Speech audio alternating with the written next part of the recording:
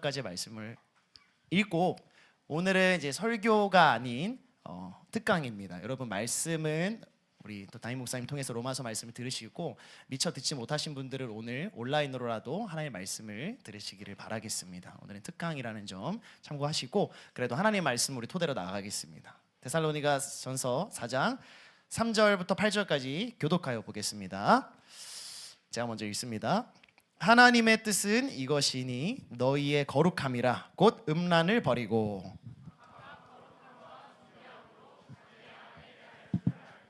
하나님을 모르는 이방인과 같이 세욕을 따르지 말고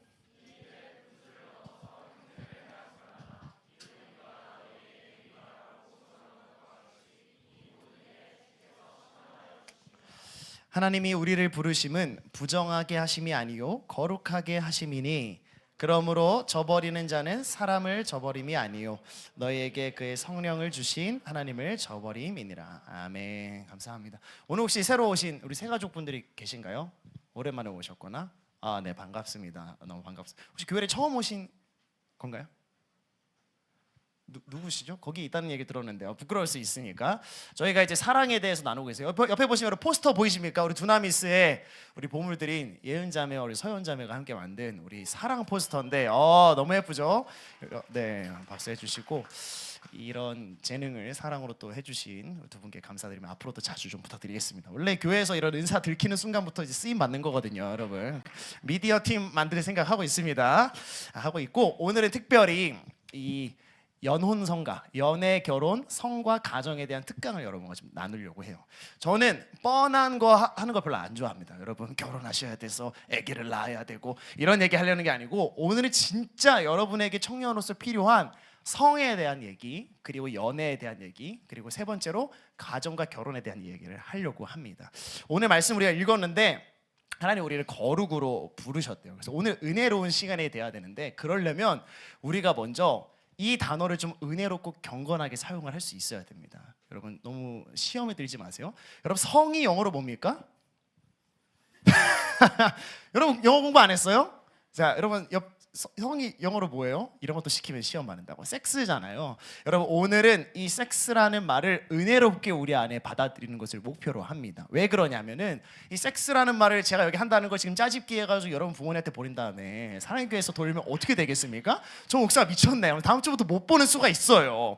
왜냐하면 이 섹스라는 말이 금기시 되는 시대에 살고 있기 때문입니다. 근데 우리가 성을 다룬다고 하면서 섹스라는 말을 이야기하는데 스스럼이 있으면요, 그거는 이미 잘못된 거예요. 자, 지금부터 스스로 섹스라는 말 5번 되뇌이도록 하겠습니다. 제가 이 말씀을 준비하면서 아까 밖에서 혼자 섹스 이러고 있는데 이제 되게 이상한 거야. 미친놈 같은 거예요. 근데 여러분 해야 돼요. 이거를 스스로 마음속으로든 입술로 혼자 5번을 외울 수 있는 시간을 드리도록 하겠습니다. 아무도 안 해. 부끄럽죠, 여러분? 부끄러워요. 여러분 이 성서에도 이 성경에도 성관이 있는데 성생활은 사람의 부수적인 게 아니라 필수적이고 본질적인 요소라고 성경은 말하고 있어요. 그것이 없다면요, 그는 사람일 수가 없는 거예요. 왜 이 가톨릭의 신부님들이 결혼 안 합니까? 그들은 성을 의도적으로 제한하는 거예요. 왜? 사람에게 성이라는 거는, 섹스라는 건 있잖아요, 필수적인 요소이기 때문에 그것을 그들을 내려놓는 것을 권위로 삼는 거죠. 여러분 섹스는 하나님의 선물입니다. 그런데 우리가 그렇게 말하기가 부끄러운 시대에 살고 있다는 거죠. 왜냐하면 이 성이 상품화된 시대에 살고 있기 때문이에요. 상품화가 되면서 성도 소비 자본주의에 의해서 영향을 받고 성을 사고 파는 일들이 벌어지다 보니까 우리가 성을 말하기가, 섹스라 말하기가 부끄러운 거죠. 그리고 교회의 태도 역시도 굉장히 악영향을 미쳤어요. 여러분 성욕을 푼다는 것 자체가 굉장히 죄책감이 느껴지는 말이지 않아요? 성욕을 푼다. 뭔가 좀 더러운 것 같고 죄책감이 들잖아요. 성령 충만 좋은데 여러분 성욕 충만이라는 말 들으면 어떤 생각 드세요? 좀 거북하고 그래요? 여러분 이게 교회의 잘못이라는 거예요. 왜냐하면은 이 성욕에 대한 말씀, 성에 대한 특강을 하면 대부분 혼전 성관계 지켜라, 자위하지 마라, 포르노 보지 말라 이런 얘기로 우리에게 죄책감만 심어준다는 거죠. 음욕을 품는 자마다 이미 가늠한 자야. 그래서 수련회 가서 주님 제가 음욕을 품어서 가늠만 벌써 100번 했습니다. 근데 여러분 살면서 음욕을 안 품어보는 사람이 어디 있냐는 거죠. 근데 교회가 늘 섹스를 부끄러워하고 숨기고만 있으니까 이 교회가 성을 대하는 태도가 좀 잘못됐다고 저는 생각을 해요. 제가 청소년 사역을 오래 했잖아요. 10대 남자애들에게 있어서 섹스라는 말을 빼면 대화가 잘 안 돼요. 여러분 알고 계세요? 너무 공감하는데 여러분 너무 이럴 때 너무 크게 공감하면 조금 곤란해지니까 조금만 적당히 공감해 주세요. 왜냐면 걔네는 그냥 감탄사가 섹스예요. 막 그냥 여보 가자 섹스 이렇게 말하잖아요. 아 오늘 이거 어디 여러분 유튜브 링크 제발 좀 걱정되네. 우리 두나미스에서 여러분 그렇잖아요.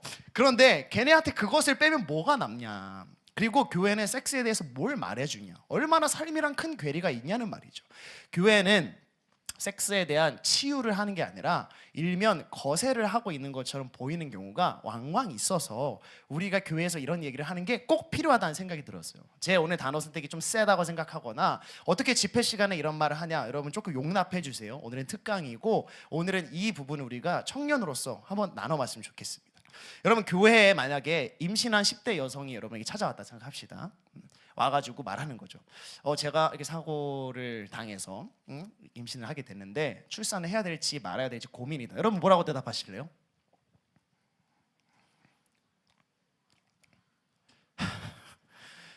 나라고 그래도 생명이니까 낳아야 된다. 손 한번 들어. 손 들지 마세요. 오늘 이런 거 하지 맙시다. 이거 찍히면 나만 그냥 오늘 당할게요. 그런 게 있고 그래도 그 사람의 인생이 그런데 뭐 지워야 이런 생각이 들잖아요. 딜레마라는 거죠.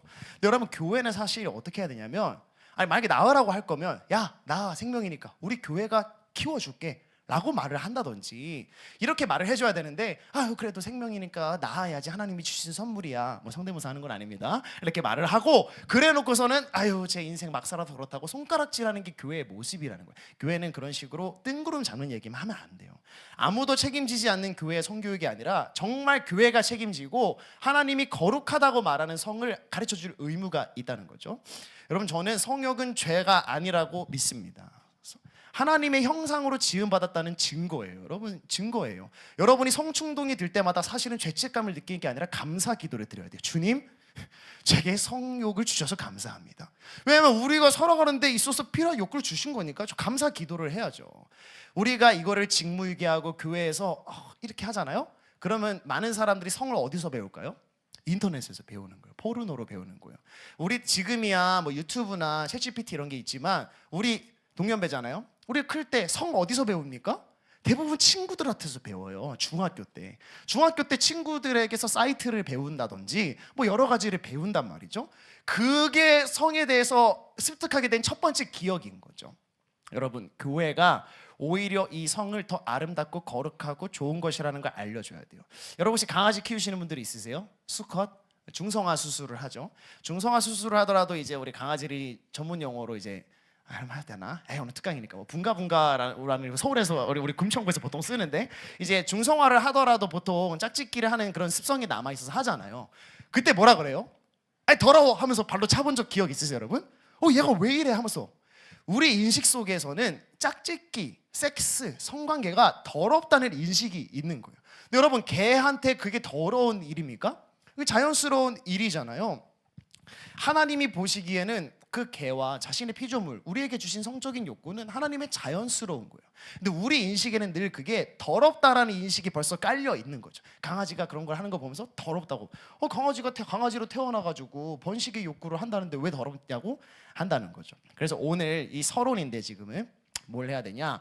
섹스가 더럽다라는 것을 바꿔야 돼요. 섹스는 거룩하다는 것을 가지고 있어야 돼요. 왠 줄 아세요?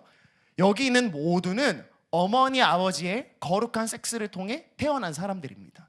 우리가 만약에 섹스를 더럽다고 말하는 순간 모든 사람들은 더러운 관계를 통해 태어난 사람들이 되어버리는 거예요. 여러분 그렇게 감추고 감추면서 우리 교회 청소년들, 자라나는 다음 세대들, 그리고 가장 섹스라는 문제에 산적해 있는 여러분들이 그걸 더럽다고 생각하면 주중에는 더러운 일을 하고 주일에 와서 회개하는 말도 안 되는 이런 일들이 계속 벌어진다는 거죠. 그래서 우리는 이 성과 섹스가 아름답다라고 생각을 해야 됩니다. 여러분 예수님이 성욕이 들었을까요? 안 들었을까요? 성충동이. 또 이름 부르면서 물어볼 수 없고 들었겠죠. 왜냐하면 이거 신학적으로 그렇습니다. 이 히브리서 4장 15절에 보니까 이 성정이 참 하나님이시자 참 인간인 예수님은 우리의 모든 연약함을 지신 분이시지만 죄는 없으시대요. 그렇다는 건 예수님께도 성욕이 있었다는 거죠. 근데 이런 상상을 하면 되게 뭐라 그러죠? 참남죄를 짓는 것 같아요. 불편한 거죠. 우리의 인식 속엔 여전히 신과 성욕은 어울리지 않는다. 하나님과 성욕, 예수님과 성욕은 어울리지 않는다고 생각을 해버리는 거죠. 여러분, 성은 선물이고 때로는 성욕이 너무 강하더라도 우리는 그것을 죄로 가져가는 게 아니라 하나님이 주신 것이라는 인식을 갖는 데서부터 출발을 해야 된다는 거죠. 이거는 제 개인적이거나 자유주의적 해석이 아니에요. G.K. 체스터턴이라는 사람은 쾌락을 단순히 육체적인 일로 보고 억압하는 게 쾌락을 육체적인 일이라고 보고 억압하는 것만큼 더 육신적인 일이 없다고 말을 해요. 무슨 말인지 알겠어요? 정통이라는 책을 쓸 정도로 신학적으로 굉장히 보수적인 이 사람이 쾌락을 단순히 육체적인 일로만 보는 게 더 육체적인 일이라는 거죠. 우리에게 주어진 성적인 욕구와 쾌락, 이 모든 것은 하나님의 선물입니다. 교회에서 나눠야 되는 거고요, 열어 보여야 되는 거고요, 서로 건강하고 아름답게 이야기할 때 비로소 그게 거룩한 게 되는 거예요. 그렇지 않고 주머니에 넣어놓고 나만 혼자 꺼내서 보다 보면은 이 주일에는 굉장히 거룩해 보이지만 집에만 가면, 삶에서만 가면 무너져 있는 사람들을 발견하게 되는 거죠. 성경도 보면 여러분 아가서를 읽어보셨습니까? 이 아가서가 진짜 어려운 책이 왜 어렵냐면 아가서에는 화자가 3명이에요. 근데 한글 개역개정으로 보면은 한 사람이 말하는 것 같은데, 아가서는 그 남자, 그 술람미 여인, 그리고 친구들이라는 세 화자가 번갈아 가면서 얘기를 하는데 뭐에 대해서 다루느냐? 남자와 여자의 성생활에 대해서 얘기를 하고 있어요. 섹스에 대해서 얘기하고 있다고. 그게 하나님과 인간의 아름다운 교제라고 말을 하고 있다는 거죠. 왜 이 성경에 굳이 외설적인 이야기를 하나님이 넣어두셨을까? 왜냐하면 이게 거룩하고 아름다운 것이기 때문이에요. 우리가 영적인 나를 인정하지만 육적인 나를 인정하지 못하는 데가 있거든요. 나 자신을 막 할 때 십자가를 지는 나, 막 은혜를 받아서 찬양하는 나는 받아들이는데 은가를 넣고 코딱지와 눈곱이 있는 나는 받아들이지 못하는 거죠. 성적으로 흥분해 있는 내 상태는 더럽다라고 생각을 해버리는 거죠. 여러분, 성적으로 유혹받는 내 자신을 내가 받아들여주지 못하면요, 성욕을 분출하고 싶은 욕구를 내가 받아들여주지 않으면요, 우리는 우리의 은혜 받은 모습도 용납할 수 없는 거예요. 여러분, 고백해야 돼. 예수님 앞에서 우리를 사랑하시는 예수님, 우리를 지으신 하나님은 우리가 은혜 받고 멀끔하고 이런 모습만 사랑하시는 게 아니라 우리가 샤워하기 위해서 들어가서 나체로 들어가 있고 우리의 볼품없는 몸, 우리의 볼품없는 모든 모습도 사랑하시는 분이라는 것을 우리가 받아들일 수 있어야 돼요. 내가 죄로 인해 넘어져도, 내가 지금 너무나 불쾌하고 불결하다고 말하는 세상의 손가락질을 하더라도 하나님만큼은 나를 있는 그 모습 그대로 사랑하신다는 걸 받아들이는 사람만이 은혜 받은 내 자신을 받아들일 수 있다라는 거죠. 하나님께는 부부관계를 맺으면서 성관계를 하는 모습과 하나님 앞에서 아름답게 찬양하는 모습이 하나님께 모두 기쁨인 거예요. 그거를 만약에 여러분이 거룩한 것과 세속적인 일로 만약에 구분해버리기 시작하면 여러분, 그건 하나님을 완전히 구분해버리고 하나님이 나의 일부분만 좋아하신다고 생각하게 된다는 거죠. 이런 이해를 가지고 지금부터 성에 대한 얘기를 하나 할 거고, 그리고 연애에 대한 얘기를 할 거고, 마지막에 결혼과 가정에 대한 이야기를 하겠습니다. 혹시 중간중간 질문이 있으시면, 유일한 유부남이 내가 아니네? 누구야? 유이한, 우리 두 사람과 유일한 유부녀 누구예요? 우리 가연 지기에게 바로바로 질문하셔도 됩니다. 여러분, 이럴 때 아니면 언제 물어보겠어요? 자, 지금부터 성에 대해서 시작하겠습니다. 여러분, 성에 대해서 가장 많이 착각하는 것 중에 하나가 섹스를 단순히 삽입하고 반복 피스톤 운동이라고 생각하는 사람들이 있어요. 근데 여러분, 그거는 진짜 불쌍한 영혼들이에요. 섹스라는 것은요, 여러분, 더 복잡하고 섬세하고 아름다운 것이라는 인식을 가져야 돼요. 그냥 막 동물처럼 단순히 그 순간 번식만을 위해서 하는 게 아니고요, 훨씬 더 복잡하고 섬세하고 아름다운 것이에요. 근데 이거를 방해하는 게 뭐냐면 포르노예요. 포르노. 여러분, 포르노에 좋은 영향이 있을까요? 잘 모르겠어요. 그런데 백해무익해. 백해무익. 왜 그러냐? 여러분, 머리에 막 피가 나도 들었겠지만, 첫 번째, 포르노가 죄인 이유는 남성 중심적인 성의 억압을 가지게 한다는 거죠. 무슨 말이냐? 세상 모든 여성들을 성적인 대상으로 보게 만들어요. 포르노를 보다 보면은. 그리고 여성을 볼 때마다 성의 해소 도구로서 여성을 대하게 되는 거죠. 이걸 우리가 대상화라고 하거든요.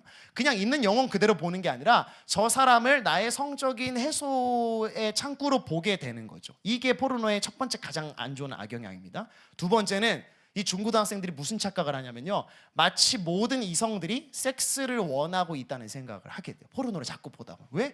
포르노를 보면 일단 뭐 기승전결이고 뭐고 간에 일단은 하잖아요. 그러니까 그 사람들 입장에서는 결국에는 싫다 하더라도 다 하게 되는구나라는 잘못된 인식을 가지게 되는 거죠. 세 번째는 뭐냐면 섹스라는 것이 성기를 자극해서 얻는 자극이 전부라고 생각하게 된다는 거죠.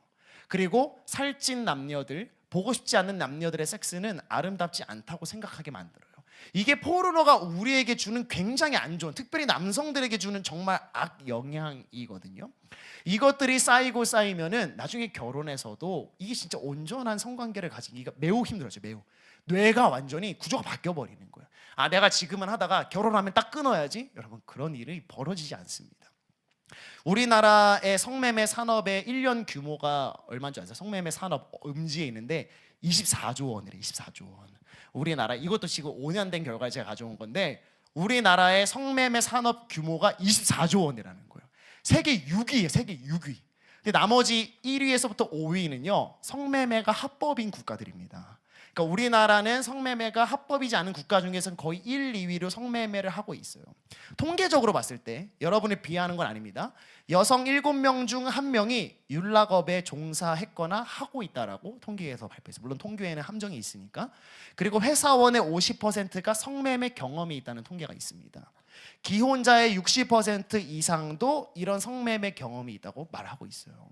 여러분, 이게 사실이에요. 제가 놀라운 얘기 하나 해드릴까요? 하면 시간은 너무 지나겠다. 그래도 해드릴까요? 진짜 재밌는 얘기인데 오늘은 특강이네요. 제가 지금 수원에 살고 있잖아요. 제가 집에 들어가는데 옆집이랑 우리 집이랑 인터폰이 바뀐 거라, 처음에 들어갔을 때. 그래서 자꾸 밤만 되면 우리 집에 누가 인터폰을 누르는 거예요. 알고 보니까 옆집인 거죠. 근데 자꾸 남자 한 30, 40대 남자가 매일 밤마다 바뀌면서 띵동을 눌러가지고 이상하다 생각을 했는데, 알고 보니까 우리 옆집이 흔히 말하는 OP인 거예요. 여러분, 근데 더 놀라운 사실을 알려드릴까요? 내가 애기 방이랑 옆에 있는데 그런 신음소리가 자꾸 들려서, 제가 또 여러분 엄청 집착 심하거든요. 옛날에 제가 회사 다닐 때 민원 실장까지 했던 사람이라, 경인일보에 제가 아는 후배가 있어서 경인일보랑 경찰이랑 다 동원해가지고 이제 기사를 쓰니까 그때부터 움직여서 경찰들이 막 오기 시작했는데, 충격적인 사실, 그 옆에 살던 사람이 여자가 아니라 남자라는 사실이에요. 트랜스젠더. 근데 그냥 마주치면 진짜 여성 같아요. 그래서 뭐 그분이 비하하려는 거 아닙니다. 어떻게 알게 됐냐면, 이 기자가 조사하면서 이 사람이 주민등록번호가 뒤가 1로 시작한다 사실 알았고, 그걸로 인해서 처벌받았다는 거 알았어요. 제가 뭐에 놀라는 줄 아세요? 트랜스젠더 남성을 성매매하기 위해서 매일 하루에도 2-3명의 사람들이 그 집을 방문한다는 거예요. 무려 6개월 동안. 수요가 있다는 거예요, 여러분. 수요가. 여러분, 이런 성매매를 하는 사람들이 먼 곳에 있는 것 같죠? 여러분, 이런 우리가 흔히 말하는 이상 성욕을 가진 사람들이 우리 주위에 진짜 많아요. 우리 남성분들은 군대 가면 알겠지만 이 성매매 가는 것들이 생각보다 굉장히 흔하게 있는 일이거든요. 그리고 단순히 무슨 가서 성매매하는 것보다 유사 성행위도 있어요. 여러분, 안마 또는 여러분 스웨디시 마사지라는 거 아세요? 요즘에 이 스웨디시라는 것이 엄청 남성들, 물론 우리 여러분 미안합니다. 우리 여성들도 현실을 알아야 할 필요가 있어요. 스웨디시 마사지라는 것이 있는데, 한마디로 말하면 마사지를 해주다가 여성이 이제 유사 성행위를 해주는 그런 업소예요. 그런데 정말 많은 사람들이 지금 수요가 많아서 폭발해요. 여러분 혹시 이런 말 해도 되는지 모르겠는데, 그래서 잘 확인해 봐야 돼요. 통장에 자꾸 반복적으로 10만 원에서 15만 원 정도의 그게 어떤 사람에게 주기적으로 입금된다? 그거 한번 의심해 보셔야 돼요. 진짜로 하는 말입니다. 이게 한 그 정도 금액대에 보통 거래가 된대요. 근데 그런 사람들이요, 제가 그 문 앞에서 마주치잖아요. 그럼 일부러 제가 띠리 소리 나면 바로 경찰 부른다는 문 앞에서 이렇게 대기하고 있었어요. 이상한 사람일 것 같죠? 그냥 교회에서 보는 번듯한 사람이랑 똑같은 사람들이 있어요. 때로는 저희 집인 줄 알고 저희 집 문을 잘못 두드려요. 그래서 여는 거예요. 그래서 누가 와가지고 혹시 여기 거길래, 제가 한번 장난내고 덜미를 잡으려고 예약하셨어요? 이런 식으로 물어봤더니 진짜 여러분, 요 주기가 문제예요. 이게 왜냐면 그 사람이 아니고 이 카르텔에 연결돼 있어서 내가 진짜 혈기 부리다가 죽을 뻔할 수도 있는데, 물어본 거예요. 그 사이트를 다 뒤져서. 그래서 제 인터넷 기록에 그 사이트에 들어간 기록이 있어갖고 우리 아내가 이상하게 쳐다봤다니까요. 내가 그 사람 잡으려고 얼마나 노력했는지 몰라. 내가 무슨 말을 하는 거냐면요, 이게 딱 연애랑 연결되는데, 우리 주위에 이 잘못된 성에 대해서 사고 파는 사람들이 진짜 많다는 거예요. 여러분, 그래서 연애를 신중하게 해야 된다는 이유는 그 사람이 괜찮아 보인다고 했다가 만약 결혼해 버렸는데 그 사람이 업소를 다니는 사람이면 여러분 어떻게 할 건데요? 그렇게 파괴되면 어떻게 할 건데요? 신중하게 만나야 돼요. 여러분, 제가 총알 아끼라는 말은 뭐 그냥 진짜 이게 아니고 정말 그 사람을 알 수 있을 만큼 아른 다음에 저는 사귀어야 돼요. 저는 최소 썸을 6개월 이상 타야 된다고 이따 결론적으로 말씀드리도록 하겠습니다. 여러분, 교회는 혼전 성관계를 지키지 못한 사람들에게 물론 죄책감을 줘서는 안 돼요. 다시 일어나게 해주는 공동체여야 되는 거죠. 이 성경에 여러분 다윗이라는 사람이 있는데 탈무드에 보면은 이게 원래 이 당시에 사람들은 성관계 섹스를 하면은 여자가 이제 몸을 씻잖아요. 탈무드에 밧세바가 하룻밤에 13번의 몸을 씻었다라는 기록이 있어요. 그만큼 다윗에게 성적인 욕구가 엄청 많았다는 게 이 열왕기상이랑 드러나거든요. 그러다가 이 다윗이 열왕기상 1장에 보면은 이 당시에는 이제 왕의 침소를 따뜻하게 해주기 위해 여인을 넣어주는 게 있었잖아요. 그런 문화가 있었잖아요. 아비삭이라는 이쁜 여자를 거기 성경에 그렇게 아름다운 여자가 있는데 다윗이 그 여자와 동침하지 않았다는 기록을 넣어놨어요. 왜 그럴까요? 평생에 수많은 사람하고 성적인 관계를 맺어오고 그 충동 때문에 죄를 저질렀던 다윗이 마침내 노년에 와서 성화되는 모습을 보여주고 있는 게 열왕기상 1장이에요. 그러니까 이 성은 죄책감을 가지게 하고 쫓아내고 없이 하는 게 아니라 그런 사람들이 교회에서 꺼내놓고 변화받고 우리가 사랑으로 품어줄 수 있는 것이 교회가 돼야 된다는 거죠. 제가 아까 뭐 스웨디시나 안마 얘기를 드린 거는 여러분 남자친구 조사해서 헤어지라 이런 말을 하는 게 아니라 생각보다 덮어놓고 있으면 그런 유혹들과 잘못된 성에 대한 게 많기 때문에 우리가 서로 공동체 안에서 그것들을 지켜주고 올바른 길로 가야 한다는 거예요. 우리 남성분들, 뭐 여성분들 포함해서 혹시 그러한 유혹을 받고 있다면 오늘 기점을 끊어내시기를 바라겠습니다. 그래서 저는 뭐 우리 방중모 같은 거 있는데 뭐 그런 거 해야 돼요. 야고보서 5장 16절에 장로들을 청해서 해결하라고 했잖아요. 우리 두나미스 모임 하나 만드는 거예요. 성으로 힘들어하는 형제들의 모임. 두성형, 두나미스 성으로 힘들어하는 형제들의 모임. 근데 너무 힘들어하는 사람들만 있으면 오해받을 수 있으니까 안 힘들어하는 사람들이 모여가지고 모임의 장은 정진혁, 그런 다음에 고문으로 서문윤재 이렇게 모셔놓고 하는 거예요. 그래서 핸드폰 다 밖에 넣어놔. 녹음기 안돼 와가지고 하는 거죠. 가면 같은 거 쓰고. 제가 요즘 너무 농담으로 하는 말 아니에요. 진심으로 하는 말이에요. 너무 힘들어요. 그러면 아 그렇구나. 다시 손잡고 기도해 주는 거예요. 예수자매 너무 크게 웃지 마요. 아니 진짜 두성령 만들어야 됩니다. 이게 교회에서 일어날 수 있는 가장 큰 치유예요. 이렇게 성을 꺼내놓고 얘기하고 무너졌다고 표현할 수 있고, 무너졌다고 했을 때 가늠한 여인처럼 돌을 치려고 하는 게 아니라 죄 짓지 아니한 사람이 한 돌로 치라고 모든 사람이 품어줘서 그 사람이 연애나 성이나 이런 것도 넘어질 수 있지만 두나미스 안에서는 다윗처럼 다시 성화되는 모습, 그거 보여주는 게 교회 아니겠습니까? 그런데 우리가 섹스는 더럽다, 야 쟤 업소 다니는데 이런 소문내서 쫓아내면요, 그런 사람들이 교회에서 어떻게 회복되겠습니까? 여러분 두성형 만들어지면 가입하시기 바라겠습니다. 그리고 여러분 혹시 그런 포르노 중독이나 이런 문제를 겪고 있는 사람들이 생각보다 많습니다. 여러분 부끄러워하지 마세요. 근데 여러분 혹시 그거를 영적인 문제라고 생각하지 마세요. 요즘 내가 기도를 못해서, 예전에 제가 저희 교회 전도사님한테 그랬어요. 청소년들에게 이런 자위 충동이 들 때 보통 무슨 처방을 해줍니까? 운동해라, 운동을 열심히 하면 막 힘이 사라지고. 여러분 그 진짜 개풀 뜯어먹는 소리예요. 여러분 청소년의 성에 그렇게 쉽게 꺾이지 않거든요. 근데 교회에서는 뭐라 말하냐면 기도해라. 성적인 효과 되면 기도하고 막 성경 읽어야 된다. 여러분 이게 무슨 위험이 있냐면 영적 환원주의에 빠질 수 있어요. 내가 성욕을 느끼는 게 영적으로 문제가 있어서 그렇다, 포르노에 중독된 게 영적인 문제다, 여러분 이런 영적 환원주의 버려야 됩니다. 그런 사람들은요 오히려 심리치료사나 전문가가 필요한 거예요. 영적으로 문제가 있는 게 아니라 그 사람은 심리적으로 문제가 있는 거예요. 전문가 찾아가세요. 여러분 생각보다 포르노 이 중독 치료에 대한 게 잘 돼 있습니다. 한번 인터넷 검색해서 그렇게 해서 해결받는 게 낫지 혼자 맨날 끙끙거리면서 물론 기도해야 되겠지만 영적으로 너무 환원하지 말라는 말씀 드리고 싶습니다. 그래서 여러분 섹스는 악하지 않아요. 섹스는 더럽지 않습니다. 육체를 너무 천시하면 어떤 일이 또 벌어지냐면요, 나중에 결혼을 해서 우리가 정말 아름다운 모습으로 결혼하지 않습니까? 근데 여러분 우리가 섹스라는 것을 20대 30대 결혼해서만 할 거 아니잖아요. 50대 60대 70대 때는 안 할 겁니까? 근데 많은 사람들이 그런 섹스는 보잘것없다고 생각을 해요. 그러나 우리의 처진 몸, 우리의 볼품없는 몸매도 성스럽다고 생각을 해야 돼요. 내가 만약에 진짜 막 이상형에 대한 열망만 있으면 그건 사랑이 아니라 애호나 애완이라는 거죠. 왜 이 포르노 중독에서 벗어나야 되고 왜 연애할 때 혼전 성관계를 하면 안 되냐면 영적인 문제도 있지만 이따 제가 말씀드릴게요. 그런 것에 빠져버리면 여러분의 결혼 생활이 정말로 불행해집니다. 여러분이 가장 좋은 사람, 마음에 드는 사람, 젊었을 때 성관계를 하는 것에 아무렇지 않고 포르노를 자주 보다 보면요, 내가 사랑하는 한 사람과 함께 늙어가면서 함께하는 편안한 섹스에 대한 기쁨이 다 사라지는 거예요. 그래 여러분의 40대, 50대, 60대, 70대는 섹스리스 부부로 살아가는 거고 하나님이 주신 성이라는 것을 20, 30대에 누리고 끝나버리는 거죠. 얼마나 불행한 일입니까? 그래서라도 여러분 이 연애와 이런 거에 있어서 이 성관계를 맺는 것은 진짜 신중하게 생각해 볼 만한 문제인 거예요.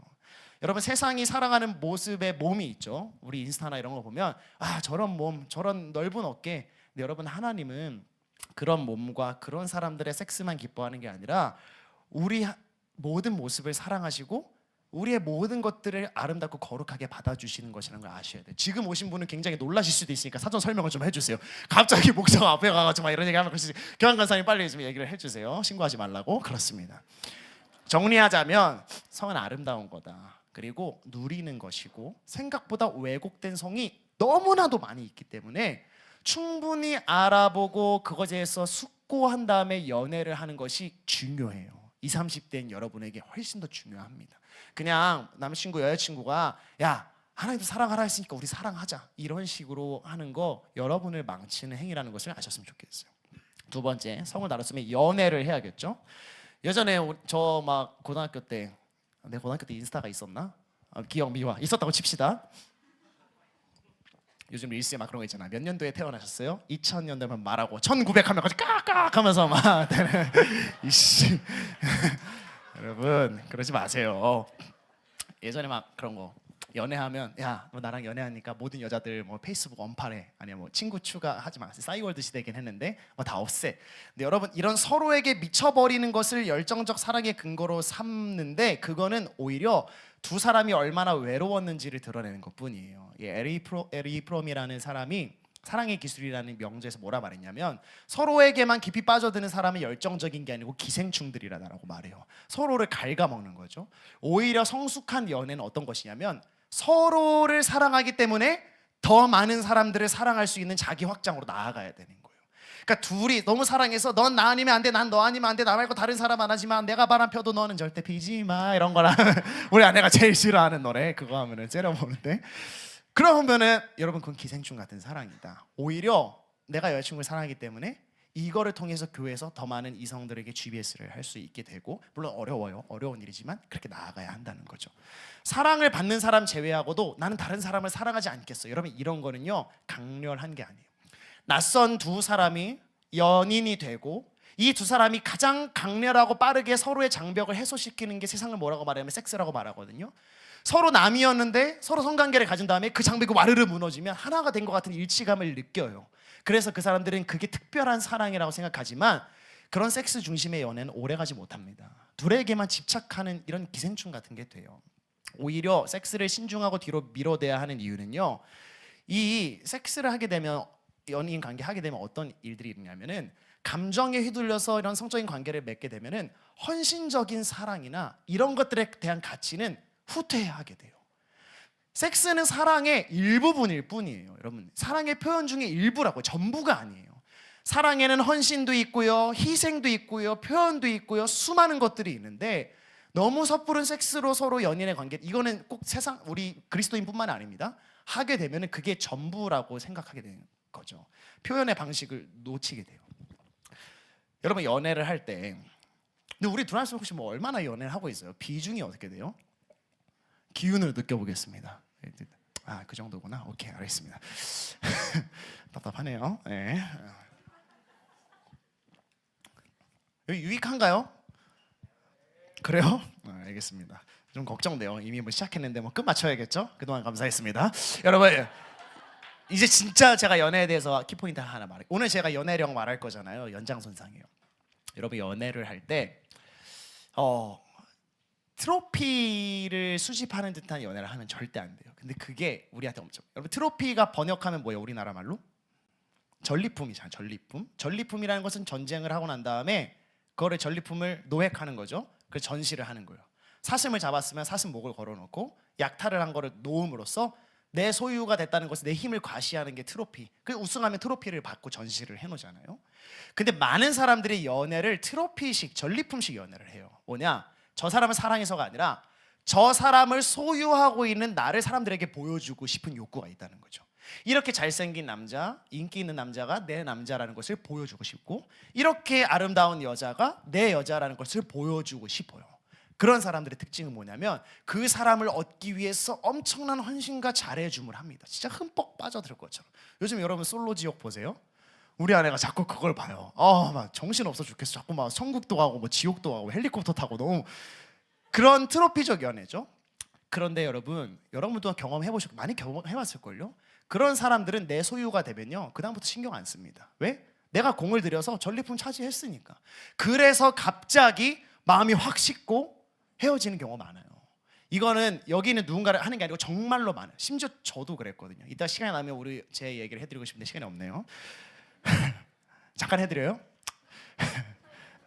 모르겠다. 큐시트. 에이. 제가 저희 아내를 만나고요. 똑같이 제 얘기를 하는 거예요. 여러분, 제가 이 연애 얘기를 오늘 하는 이유가 있어요. 여러분에 대한 이야기를 알기 전에 빨리 해야지 여러분이 저격으로 안 느끼겠다 싶어서 하는 거예요. 저 여러분의 이야기 자세히 모르고요. 뭐 다 대충 흘려가면서 들었어요. 저는 오늘 연애령을 하는 이유도 여러분 중에 걸리는 사람들이 적발해서 쫓아내려고 하는 게 아니라 여러분이 저격이라고 생각하지 않게 빨리 말함으로써 여러분이 다윗과 같이 다시 설 수 있기를 바라서 오늘 하고 연애령 발표하는 겁니다. 제 얘기예요.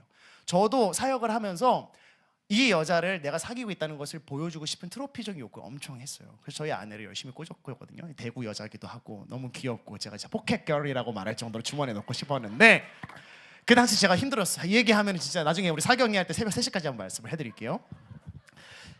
넘어왔어요. 그리고 막 손도 잡았어. 사실 거의 막 사귀는 것처럼 됐어요. 그리고 제가 그때부터 1년 잠수를 탔어요. 여러분 쓰레기죠, 쓰레기.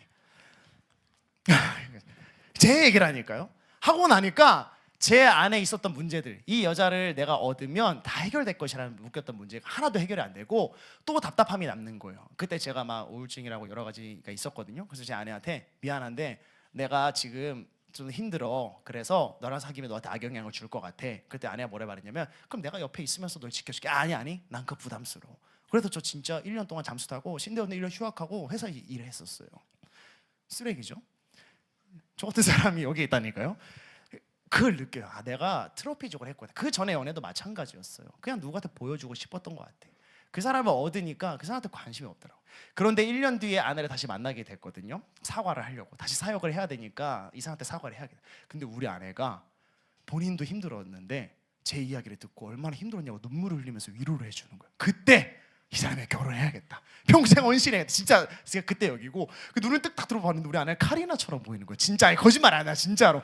그래서 나는 엄마를 제외하고 예수님의 사랑을 그때 처음 느껴봤어요. 그때부터 제가 치유되기 시작을 했거든요.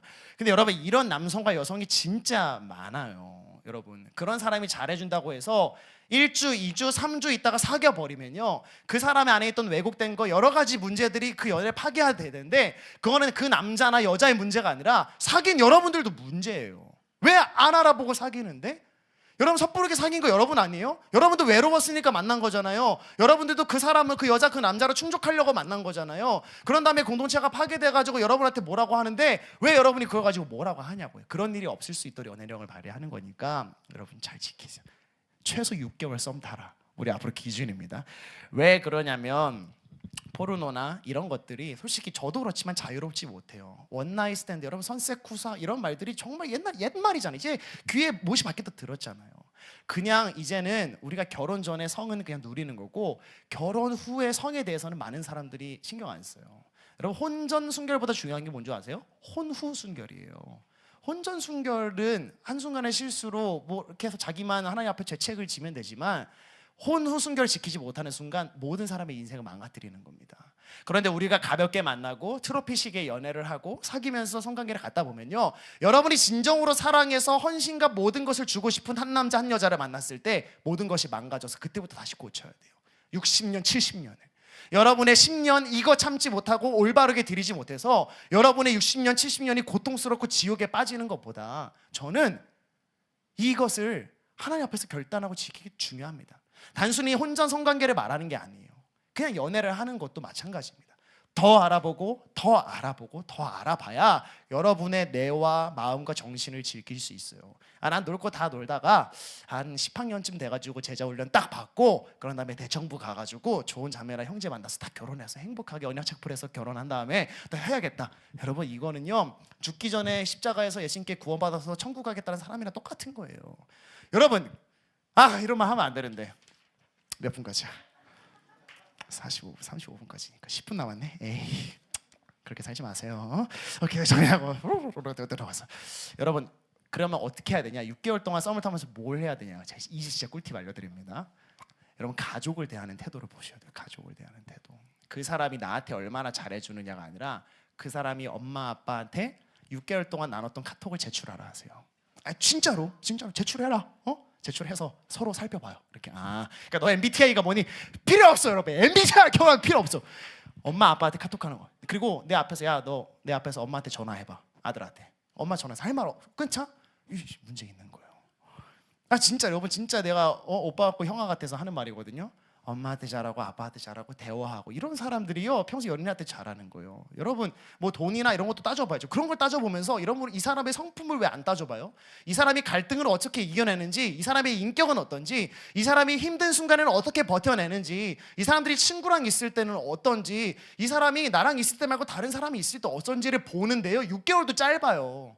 여러분의 인생과 여러분의 젊음을 하나님께 드리고 여러분 자신을 위해서 쓰는데 6개월이나 시간도 안 드리고 1, 2주 있다 사귀는 거? 여러분 그게 담배 피는 거랑 뭐가 다릅니까? 여러분 몸 망가뜨리는 거예요. 이 사람이 혼자 있는 시간에 뭘 하는지, 오늘 하루 네 방에 홈캠을 설치해도 될까? 허락 맡아주셔 보세요. 저 진짜 아랑이 남자친구한테 그렇게 해버리고 싶어요 저는요. 에? 그래서 저는 중요하게 생각하는 게 있어요. 아랑아 너 나중에 크면 아빠 어떤 남자를 사귀어야 돼? 교회 다니는 남자 사귀어야 돼? 아니 교회 다니는 남자 다 똑같다. 그 사람이 평소에 다닐 때 가방에 책 넣어 다니는지 봐라. 저는 그런 얘기 할 것 같아요. 이 사람이 책을 읽는지, 다른 사람의 의견을 수용하는지, 문학책을 보는지, 정보를 얻으려고 하는지. 여러분 연애를 왜 결혼을 전제로 하라는 줄 아세요? 목사님 저 돈도 없는데 언제 결혼해요? 그럼 지금 결혼 전제로 하면 10년 동안 사귀어야 되는데 그런 의미가 아니에요. 이 사람과 정말 평생토록 내 마음과 정신을 지키고 섹스라는 것을 충분히 하나님의 선물로 누릴 수 있는 관계로 선정을 해놓고 사귀어야 된다는 거예요. 나는 지금 21살 새돌이니까 지금 만나서 남친구 군대 보내준 다음에 총알 하나 아껴서 착각해서 라면 하나 쏴야지. 여러분 이런 거는요 여러분 망치는 거예요. 20살이든 16살이든 13살 결혼 연애하면 안 되니까 무조건 결혼을 전제로 해야 돼요. 그러니까 결혼식을 단단단 한다는 의미가 아니라 이 사람과 내가 평생을 사귀는 거예요. 중간에 헤어지더라도 이 사람이 남은 여생을 정말 사랑하는 배우자가 보낼 수 있게 연애를 하는 게 결혼을 전제로 한다는 거예요. 근데 여러분 그렇게 결혼을 전제로 한다고 하면서 2, 3주 썸 타고 나서 결혼하면 어떻게 합니까? 물론 저는 4번 만나고 사귄 다음에 프로포즈를 해버리겠지만 잠수 기간까지 치면서 1년 사귄 거잖아요. 여러분 반대로 말할까요? 내로남불 쩔죠? 그래서 제가 저 고통받고 있잖아요. 여러분 하지 말라고 오답노트 알려주는 거잖아요. 자 그러면 이런 질문을 드려요. 목사님 근데 그런 사람이 주변에 없습니다. 그럼 뭘 하면 되냐면요 여러분이 그런 사람이 되시면 돼요. 바꿔 말하면 여러분 어떻게 연애하는 거예요? 배우자를 위한 기도 1부터 100까지 쓴 다음에 하면 돼요? 여러분 그런 게 아니고요. 연애하고 싶으면 반대로 내가 가족을 대하는 태도를 먼저 바꿔야 돼요. 여러분의 성품과 인격을 먼저 바꿔야 된다고요. 여러분이 갈등을 해결하던 문제를 GBS에서 해결하셔야 되고요. 여러분이 혼자 있을 때 뭐 하는지를 곰곰이 보고 내가 다른 사람한테 보여주더라도 혼자 있는 시간이 부끄럽지 않은 사람을 만들어야죠. 내 가방에 책도 좀 넣어 다니고 다른 사람과 반짝이는 그 순간에 있을 때 부끄러움 없이 나를 6개월 동안 보여줄 수 있는 사람 돼야죠. 그런 사람이 30이든 40이든 50 돼가지고 하나님 보내주신 사람 만나서 결혼하면 그게 더 행복한 거 아니겠습니까? 왜 그렇게 급해서 안달난 사람처럼 지금 당장 안 주시면 안 될 것 같이 그렇게 살아가십니까? 그렇게 하지 마세요. 먼저 가꾸세요. 오늘 연애령 발표할 건데 이걸 여러분 족쇄라고 안 느끼셨으면 좋겠어요. 정말 여러분들을 위해서 이 공동체를 위해서 한 겁니다. 저 정말 여기 누구 저격하거나 이런 거 전혀 없어요. 오늘 이 연애령 선포되면 여러분 같이 지키며 나아갑시다. 그래서 오늘 연애력의 포인트는 그거예요. 결혼을 전제로 해라. 제가 왜 부서를 이동하라는 말을 써나는 줄 아세요? 그 정도 책임질 수 있는 사람 만나라는 거예요. 내가 정말 사랑하는 이 두나미스라는 공동체를 내려놓더라도 이 사람과 평생 하는 것을 선택할 수 있을 만큼 무거운 사람을 하라고요. 그런 마음이 있으셨으면 좋겠습니다. 그리고 연애령의 두 번째 포인트는 뭐냐면 무조건 교역자한테 먼저 말하라는 거예요, 여러분. 예? 관심 있으면 먼저 가가지고 하나님이 너에게 어쩌고 저쩌고 그런 말 하지 마시고 목사님 제가 저 사람이 마음에 들어왔다. 오 그래? 하나님의 선물이네. 그러면 제가 뭐 연결을 시켜줘도 말도 할 거 아니에요. 제가요 소개시켜줘서 결혼한 사람이 네 커플이에요. 저희 처형도 제가 소개해줘서 결혼했어요. 세무사랑 결혼했어요. 제 후배가 군목이었는데 세무사 시험 봐서 세무사 돼버렸거든요. 할렐루야죠 여러분. 원해요? 원해요? 오케이. 저한테 하세요 여러분. 네? 전문가가 있잖아요. 저한테 오시면 해드릴게요. 대신 여러분이 가지고 있다가 숨기려고 해도 다 드러나요. 그렇게 문제하지 말고 목사가 왜 있습니까? 여러분 저 여러분 행복하게 바래요. 연애 장려합니다. 저 연애했으면 좋겠어요 여러분이 제발. 근데 행복하게 좀 제발 진짜 있으면 좋겠는 사람들이 그런 사람이 6개월 아니고 한 달로 내가 줄여줄 수도 있을 정도예요. 제가 막 보증서 써드릴까요? 이 사람은 해도 됩니다. 문제가 없습니다. 문제가 없을 만큼 문제가 없습니다. 뭐 이 정도를 써서 제가 드릴게요. 제자 훈련 받는 사람, 내가 제자 훈련한 사람들 기가 3개월로 줄여줄게. 도장 쾅 찍어준다니까. 아유 이제 연애 끝났네 여러분. 선생님 지금 몇 분까지 할 수 있어요? 딱 정해주세요. 10분만 더 해도 돼요? 오케이. 여러분 10분 더 할까? 어지러워. 우리 갑자기 어지럽지? 연애령은 카톡으로 보내드리니까 나중에 보세요. 시간 아깝습니다 여러분. 오케이. 여러분 이 세상에 완벽한 이상형은 없어요. 여러분 완벽한 사람은 절대 없어요. 절대 진짜 없으니까 이상형 같은 거 말도 꿈도 꾸지 마세요. 그래서 연애 사실 엊그제 이제 우리 아랑이를 데리고 이렇게 지나가는데 그 바디 프렌즈 알죠? 안마 기기 그거 모델이 누군지 아세요? 요즘 탈세 때문에 조금 힘들어하는 우리 배인데 아랑이가 아빠 막 그러니까 와 진짜 백화점 사람들이 다 쳐다보는데 와 진짜 너무 부끄러워. 얘가 막 눈치도 없어. 아빠 막 이러는데 너무 창피해. 지지난주는 마인드브리 어디 가는 남성 모배장 가는데 정혜인이 옷을 막 입었는데 아빠 이러는데 그 직원이 싹 보고 나를 한번 보더니 이러면서 계산을 하는 거야. 나 부끄러워서 옷 안 살라 그랬는데 니트 하나 샀잖아요. 여러분 이 세상에 완벽한 사람은 없어요. 차은우도 탈세하는 세상입니다 여러분. 여러분 완벽하면요 상상력이 없어요. 오히려 여러분 우리 옆에 사람들 볼래요? 무궁무궁한 상상력을 지닌 사람들의 가능성 여러분. 이런 사람이 진짜 여러분 차은우 이런 사람 진짜 재미없어요. 얼굴에 다 나와 있잖아. 답이 있잖아. 여러분 결혼은 문제를 푸는 거예요. 오늘 영애 형제랑 민주 형제 앞에 나와서 했지만 진짜 가능성 있는 사람들이거든요. 가능성에 투자하세요 여러분. 가능성에 투자하세요. 원래 막 플러팅 및 연애하는 법 성경적 연애하는 법 나중에 알려드릴게요. 여기 찾아오세요. 마지막으로 결혼과 가정으로 가도록 하겠습니다. 여러분 동화를 보면요 막 어려워가지고 하다가 마지막에 끝날 때 멘트가 있어요. 뭐가 있냐면은 결혼해서 행복하게 살았습니다 끝나거든요. 여러분 왜 동화가 결혼해서 행복하게 끝냈다는 줄 말하는 줄 아세요? 결혼하면 행복해서가 아니라 그 결혼 생활을 자세하게 쓰는 순간부터 동화가 아니기 때문이에요. 다큐멘터리가 되기 때문입니다. 가연자매 아멘이십니까? 아멘. 여러분 동화 같은 결혼은 없습니다. 여러분 근데 우리가 대학 진학이나 진급을 위해서는 부단히 노력하고 희생하잖아요. 근데 왜 좋은 연애와 결혼을 위해서는 희생하고 노력하지 않냐고. 여러분 노력하세요. 썸을 길게 타고 하는 그러니까 여러분 이건 아닙니다. 썸 타면서 할 거 다 했는데 안 사귄 다음에 아싸 총알 아꼈다.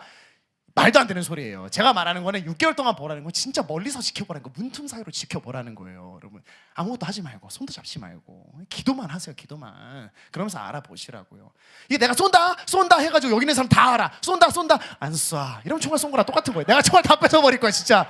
그거 아니에요. 그거 다 티나는 거야. 총알 쏘았다는 거는 그러니까 주변에 아는 순간 그냥 쏴버리는 거예요. 여러분 다 공포탄이에요. 여러분 조심하세요. 그렇습니다. 여러분 우리가 성경을 보면은 성경 보면 결혼해야 된다고 생각하잖아요. 여러분 사실 착각이에요. 구약에서는 결혼을 당연한 거라 생각하지만 신약에서는 오히려 너희가 결혼을 할 거면 그 이유에 대해서 말해야 된다고 말해요. 왜냐하면 예수님은 곧 재림하실 건데 왜 결혼하냐? 정욕을 못 이기겠으면 결혼해라. 그게 아니면 오히려 결혼하는 이유를 말해라. 우리가 결혼하면 보통 생육하고 번성하고 이런 얘기 하잖아요. 근데 여러분 이건 좀 그런 얘기인데 여러분 왜 어벤져스에 타노스가 나와서 하는 게 이게 진짜 환경과 관련된 이야기인 거 알죠? 환경이 이거 얘기하면 또 1시간 지났는데 이거 안 할게요. 나중에 할게요. 타노스가 왜 인구의 절반을 줄이려고 합니까? 인구가 늘어남으로써 지금 지구가 파괴되고 있는 거 아니겠습니까? 생육하고 번성해가지고 우리가 아기를 낳아서 사실 지구는 파괴될 수도 있다는 이해를 한번 해본 적 있으세요?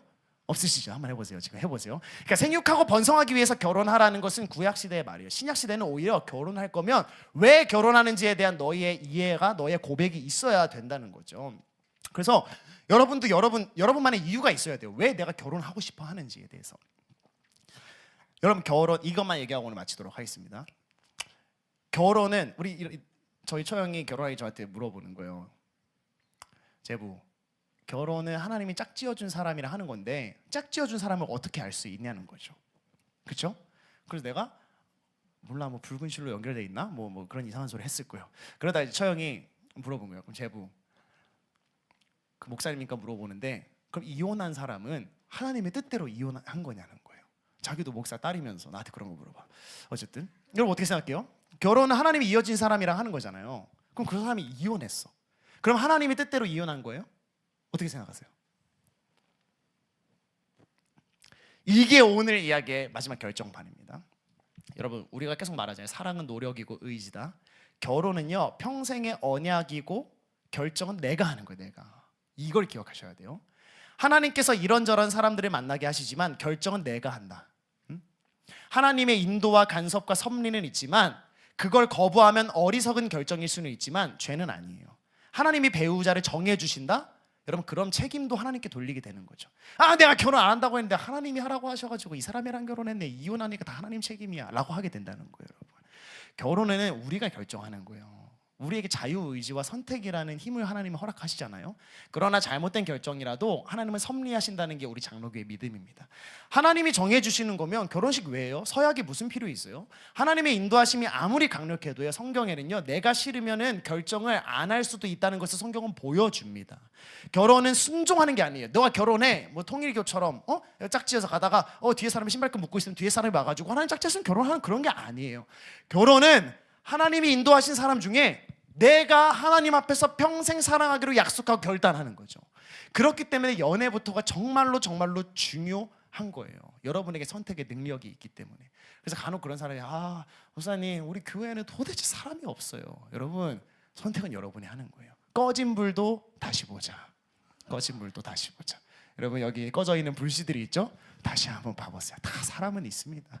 여러분이 결정하시는 거예요. 여러분 일로만 사역으로만 만나지 마시고 이렇게 사람 대 사람으로 데이트하다 보면은 또 괜찮은 사람이 있을 수도 있어요. 여러분 뭐를 하셔야 되냐면요, 결혼은 여러분이 선택하시는 거예요. 아시겠어요? 하나님이 보내주신 사람만 앉아서 기다리지 마시고 여러분이 좋은 사람이 되고 성품과 인품과 인격을 가득 담고 여러분의 성을 아름답고 안전한 것으로 바꾸고 여러분이 준비된 다음에 기도하면서 하나님이 보내주신 사람을 찾아서 그 사람과 사랑과 의지와 결단과 노력으로 하는 게 하나님 앞에서 아름다운 결혼이라는 거죠. 그래서 여러분 이 결혼을 꿈꾸고 계시면 배우자를 위한 기도 물론 하셔야겠죠. 하지만 여러분이 먼저 자신을 바꿔야 돼요. 두 번째, 연애를 신중하게 하셨으면 좋겠어요. 여러분 정말 신중하게. 한 번의 연애는 단순히 많은 사람을 안아서 경험을 늘리는 것이 아닙니다. 여러분이라는 사람의 영의 길과 마음과 심리 모두에게 영향을 미칠 수 있는 거예요. 여러분이 비록 결혼을 하는 것을 당장 할 수 없더라도 결혼을 전제로 한 만남을 하시고, 혹시 여기 있는 자매나 형제들 중에 성에 왜곡된 게 있고 문제가 있고 중독이 있다면 오늘을 기점으로 회개하시고, 회개만으로 영적인 문제가 안 된다면 교역자를 찾아오시고, 혹시나 지금 부적절한 관계라든지 어려운 관계에 매여 있었다면 지금이라도 당장 그만두고 저에게 찾아오십시오. 해결할 수 있습니다. 교회는 해결하는 곳이고 다시 세워지는 곳이에요. 여러분이 이런 아름다운 성을 잘 누리시고 아름답게 누리시고 아랑이 같은 딸도 낳으시고 좀 이렇게 하셨으면 좋겠습니다. 딸 낳는 방법 알려드리면 10분도 지나니까 말씀드리지 않도록 하겠습니다.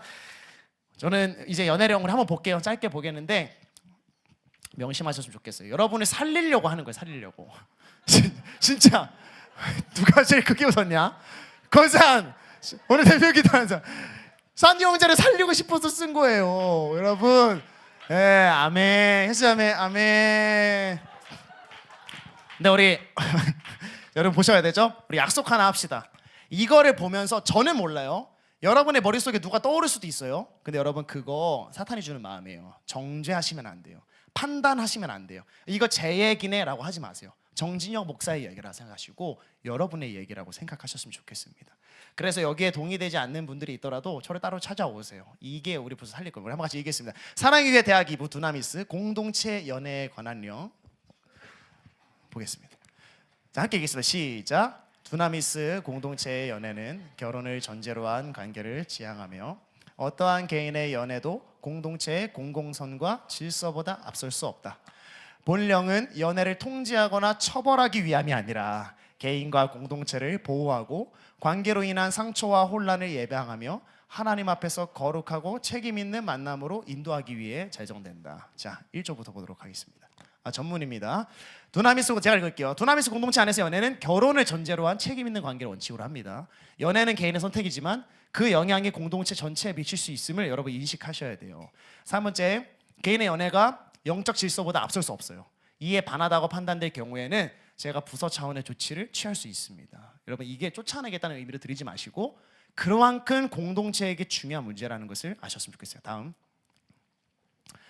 본령은 두나미스 공동체 모든 부원과 세가족에 적용됩니다. 그리고 부서 외부의 연애라 함은 대학부, 대청부, 청년부라고 합니다. 그러면 이제 이렇게 말하겠죠. 회사에서 사귄 건 어떻게 돼요? 그래서 그다음 위 범죄에 속하지 않은 일반 외부 인원과 연애라 할지라도 영향을 미친다고 판단될 경우 본령의 원칙이 적용될 수도 있음을 고지해 드리는 바입니다. 다음, 1조, 연애에 대해서 얘기하는 거예요. 연애는 정서적 교류를 전제로 한 지속적인 배타적인 관계를 의미하며 공식 교제뿐만 아니라 이른바 썸 또한 포함합니다. 연애 여부는 당사자의 주장이 한정되지 않습니다. 여러분이 총 안 쐈다고 해가지고 안 쏜 거 아니에요. 공동체 인식과 반복적 문제제기, 사역 영향 등을 종합하여 판단하고요. 본령에 대한 모든 판단은 자의적인 결정이 아니라 공동체 보호라는 목회전 체계에 근거해서 제가 최종적으로 결정을 합니다. 아시겠죠? 넘겨주세요.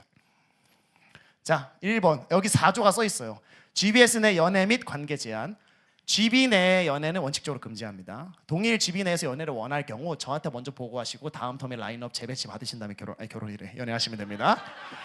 원투원 상담 양육을 빙자하여 GBS 내에서 사실상 데이트하는 행위를 금지한다. 여러분, GBS에서 원투원 한다고 해서 줄 서는 카페 가면 돼요? 안 돼요? 안 돼요. GBS 리더가 갑자기 아웃백 사준다고 하면서 이성 데리고 가면 돼요? 안 돼요? 안 돼요. 나 사줘. 동성은 돼요. 원투원을 빙자한 데이트 원빙대 안 돼요. 여러분, 목회전 판단에 따릅니다. 자, 5조로 가도록 하겠습니다. 5조는 교육훈련 단계. 당연한 거죠. 교육훈련생은 새로운 연애를 할 수 없습니다. 새돌은 새로운 연애를 할 수 없습니다. 새돌들 실망하셨어요? 안 됩니다. 그리고 이미 연애하던 경우에는 지침을 따릅니다. 처벌이 아니라 보호를 위한 거예요. 다음이요. 자, 이게 이제 여러분에게 가장 그거겠죠. 6조, 부서 내 연애 및 재연애 제한. 1번부터 읽어보겠습니다. 시작. 부서 내에서 연애를 한 경우 동일 부서 내 재연애는 원칙적으로 제한한다. 죄송합니다. 총알 한 발입니다. 2번 시작. 부서 내 재연애를 원할 경우 연애 시작 전에 반드시 담당 사역자에게 사전 보고하여야 하며 사전 보고란 담당 교역자가 해당 사실을 인지하고 확인한 경우를 의미한다. 목사님, 제가 지난번에 말했잖아요. 언제 말했는데 지나가면서 말했는데 목사님 누가 사귀어요. 이렇게 말하는 거 안 된다는 거예요. 정확하게 제가 인지할 수 있게 해주시고 담당 사역자는 전체적인 것을 종합하여서 여겨질 경우 부서 이동을 권면할 수도 있습니다. 여러분, 이만한 책임을 지시라는 의미예요. 4번, 사전 보고 없이 재연애를 시작하거나 이후 관계가 확인될 경우에는 큰일 날 수도 있습니다. 제발 저한테 먼저 말하세요. 아시겠죠? 다음, 부서 외부 연애 시. 부서 외부라는 것은 이제 대청부, 또 대학부, 또 청년부를 포함하는 겁니다.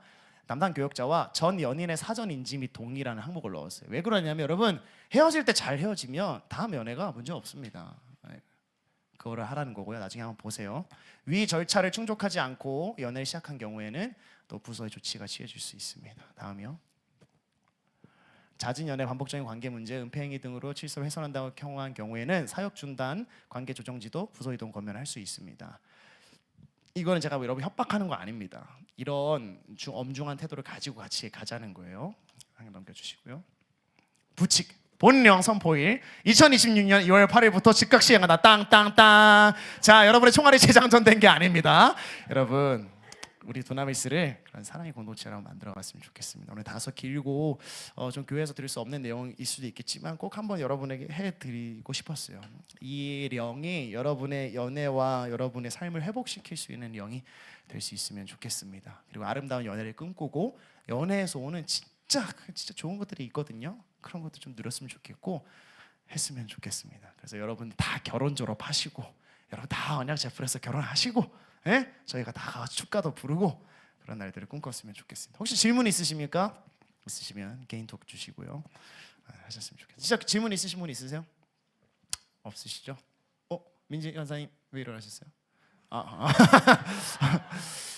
그렇습니다. 자, 우리 양옆에 사람 보고 사랑합니다 할까요? 사랑합니다. 축복합니다. 좋은 연애 결혼하세요. 꼭 부서에 남아 있으세요. 꼭 부서에 남아 있었으면 좋겠습니다. 여러분 긴 시간 동안 특강을 들으셔서 너무 감사하고요. 참 우려되는 게 많아요. 이런 얘기를 하면은 또 어떤 사람 마음 불편할 수도 있고, 사실 저조차도 이거에 자유로운 사람이 아닌 게 성과 뭐 이런 거에 대해서. 그렇지만 교회가 함께하면 반드시 회복할 수 있습니다. 그런 가능성 믿고 소망 믿으며 갔으면 좋겠습니다. 시간이 많이 지났지만 제가 대표로 기도하고 마무리하도록 하겠습니다. 사랑의 하나님 감사합니다. 오늘 주님 이 시간 허락해 주셔서 하나님이 선물하신 성과 또 왜곡된 성, 우리가 앞으로 해야 될 연애와 결혼에 대해 이야기를 나눴습니다. 하나님, 우리에게 연애와 결혼과 여러 관계를 허락하신 것은 선물인데, 우리가 선물을 너무 나만을 위해서 사용하거나 너무 오용했던 것을 주님 앞에 회개합니다. 우리의 선택 하나하나가 모두 우리의 책임일진데, 예수 그리스도께서 십자가에 달려 죽으시고 부활하심으로써 우리가 다시 한번 회복할 수 있고 새롭게 나아갈 수 있는 길을 얻었음을 고백합니다. 주님, 우리 부서 내에 깨어진 관계가 있더라도 회복할 수 있게 하여 주시며, 연애로 인한 상처가 있더라도 다시 시작할 수 있게 인도하여 주시고, 진행되고 있는 잘못된 관계가 있더라도 주님이 인도해 주셔서 다시 올바로 정립될 수 있게 해 주셔서 우리 두나미스가 정말 하나님의 능력, 세상이 부러워하는 사랑의 공동체 될 수 있도록 성령 하나님 인도하여 주시옵소서. 오늘의 특강을 통해 마음의 상처를 입거나 아파하는 영혼들이 많아지는 것이 아니라 상처 가운데 새살이 돋고 하나님을 앙망할 수 있게 하여 주시며, 하나님이 인도하시는 아름다운 연애와 결혼이 있다는 소망과 꿈을 품고 하나님의 인도하심을 따라 선택해 나갈 수 있는 아름다운 두나미스 될 수 있도록 인도하여 주시옵소서. 주님, 이 사랑을 가지고 계속해서 선한 사마리아 후원 우리 이 시간에 갖고자 합니다. 우리가 서로에게 이웃을 대해줄 수 있게 해주시고, 단순히 성적인 사랑이 아니라 성경이 말하는 이웃이 되어주는 사랑으로 하나님이 우리 가운데 거하심을 증명해낼 수 있는 아름다운 공동체 되게 인도하여 주시옵소서. 감사드리며 우리 주 예수 그리스도의 이름으로 기도드립니다.